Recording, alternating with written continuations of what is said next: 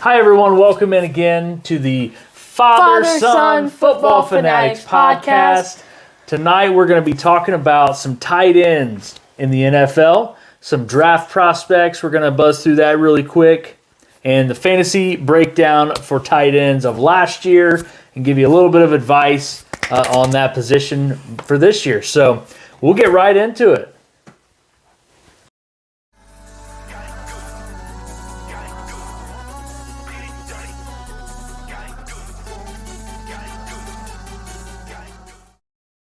All right, we're going to get right into some draft prospects for the tight end position. We're only going to talk about the top three. Those are really the only three that are going to matter, in my opinion. There's not a whole lot of buzz around the other guys in it. But we don't know. We don't know. You never know. Well, maybe the last guy on the list could be the best one. You never know. Could be. Could be that next Tom Brady, you know.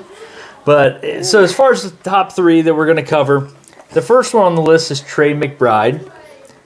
He comes in as the top ranked, the first one that they think is going to go off the board, but he's not really impressing in the combine and in the pro days and things like that. So I don't think I think he might fall down a spot or two. But second one projected is Jalen Weidermeyer from Texas A&M. He's been doing pretty well and looks like he might go second off the board. And then the third one on the list, you want to give this one? Jeremy Ruckert from Ohio State. O-H. I-O. Go Buckeyes. All right. So Jeremy Ruckert, he's actually doing really well. He's scoring above where they thought he was going to in a lot of areas. He's got an 86.8% for the combine and stuff. Yeah. So he's actually doing really well. They think he's going to go third, so we'll keep our eye on him and see what happens there. Let's jump into a couple free agents at the tight end position. Some of those guys that are still hanging out there, ready for a team to pick them up. Can I say the first one? You sure can. The one and only Jimmy Grandpa. He's getting old. He's 35. I don't even have it in front of my screen. I'm just thinking, you know.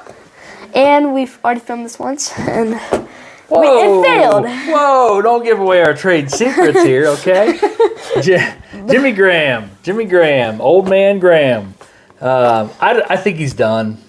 Yeah, he's probably done. I don't think he comes back. I don't know of anyone who would want to pick him up. Yeah. Except the Bengals. The Bengals could have him as a good fourth. No. I think we're good. But I would like to get the next guy on the list, Rob Gronkowski. Yeah, I think he's good. He's hinted that he'd like to play with Joe Burrow. Of course, now that Tom Brady has unretired, Joe Shiesty. Probably not going to happen. But that would be awesome.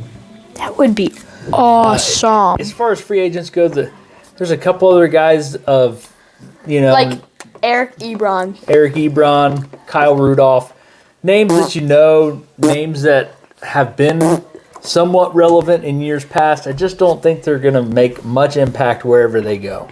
So they're still hanging out there on the free agency. But now we'll jump straight into the fun part. Fantasy football leaders. We're only going to do 5 of these. So I'll just get straight on with it. The first one, Mark Andrews. He averaged 11.4 points a game and got 194 points. I don't know why Mark Andrews surprises me at the number 1 spot. I just didn't think he was going to be that guy. He scored a lot of points. If you had him on your team, you were happy. I did. I actually did in the money league. But I just didn't. It just didn't feel like he was the number 1.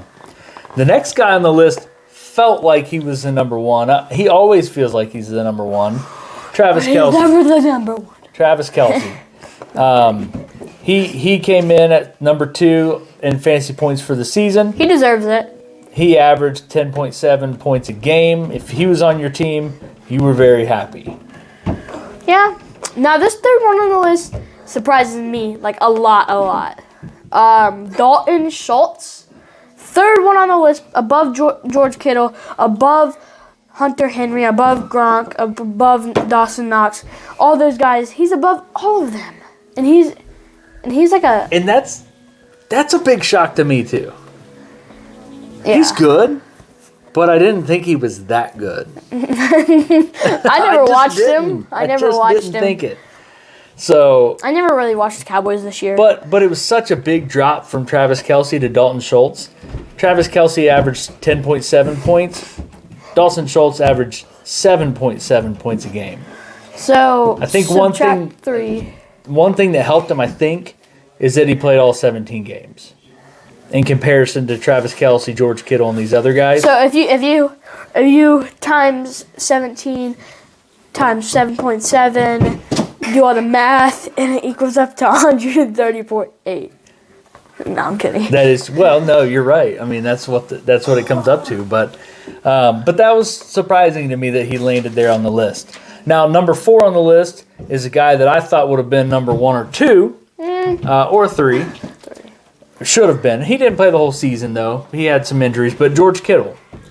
George Kittle comes in number 4. Just a couple of points below Dalton Schultz.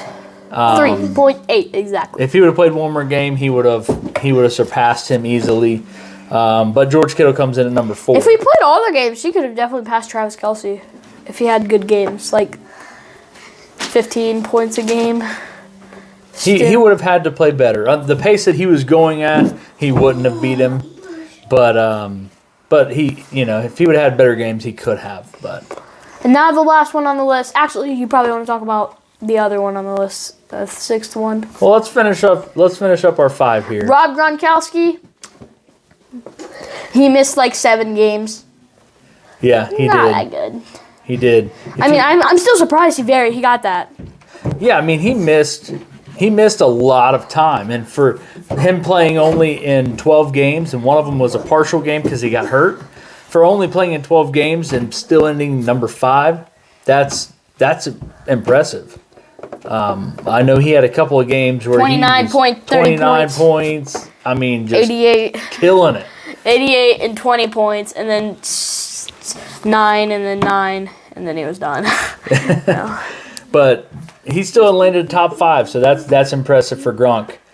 The other one I want to talk about, we were only going to do 5. Your guy. But number 6 on the list is my guy, Dawson Knox. Called it. He landed 1 point behind Gronkowski. 1 point. He got injured. He was out for 3 games. Did he break his finger?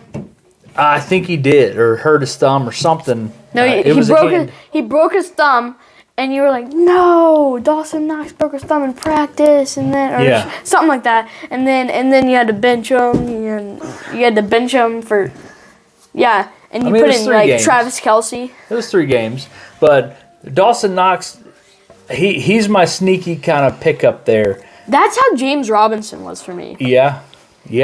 He was my sneaky pickup, and it wasn't that good of a sneaky pickup. It was for a lot of the year. But yeah, but also against the Bengals, he got like 24 points. Yeah. And we went to that game. We were at that game. And he did good. But back to the tight ends, Dawson Knox, he's my guy. I literally picked him up. I was in 4 leagues last year, fantasy football. I was in 6. And I went and picked up Dawson Knox in every single league. In one, I had Rob Gronkowski to start the season. He got hurt game 4, I think it was. I went and picked up Dawson Knox. I had George Kittle in another league.